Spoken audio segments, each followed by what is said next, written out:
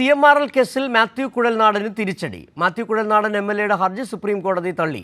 രാഷ്ട്രീയ തർക്കങ്ങൾക്ക് കോടതിയെ വേദിയാക്കരുതെന്ന് കോടതിയുടെ രൂക്ഷ വിമർശനം.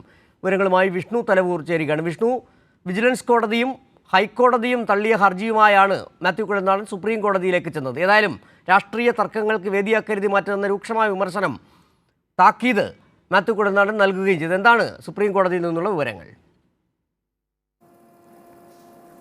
സിജു, തീർച്ചയായിട്ടും മാത്യു കുഴൽനാടൻ MLAയ്ക്ക് വലിയ തിരിച്ചടി തന്നെയാണ് ഇപ്പോൾ സുപ്രീം കോടതിയിൽ നിന്നും നേരിട്ടിരിക്കുന്നത്. കാരണം ഈ CMRL എക്സാലോജിക് ഇടപാടുമായി ബന്ധപ്പെട്ടുകൊണ്ട് ഒരു വിജിലൻസ് അന്വേഷണം വേണമെന്ന ആവശ്യമായിരുന്നു മാത്യു കുഴൽനാടൻ മുന്നോട്ട് വെച്ചത്. പക്ഷേ നേരത്തെ തന്നെ വിജിലൻസ് കോടതികളും അതോടൊപ്പം തന്നെ ഹൈക്കോടതി മാത്യു കുഴൽനാടൻ്റെ ആ ഒരു ആവശ്യം തള്ളിക്കളഞ്ഞതാണ്, ഹർജി തള്ളിക്കളഞ്ഞതാണ്. അതിന് പിന്നാലെയാണ് സുപ്രീം കോടതിയിലേക്ക് എത്തിയത്. പക്ഷേ ചീഫ് ജസ്റ്റിസ് അധ്യക്ഷയായിട്ടുള്ള ബെഞ്ച് ഈ ഒരു ഹർജി പരിഗണിക്കുമ്പോൾ അതിരൂക്ഷ വിമർശനം തന്നെയാണ് മാത്യു കുഴൽനാടനെതിരെ ഉന്നയിച്ചിരിക്കുന്നത്.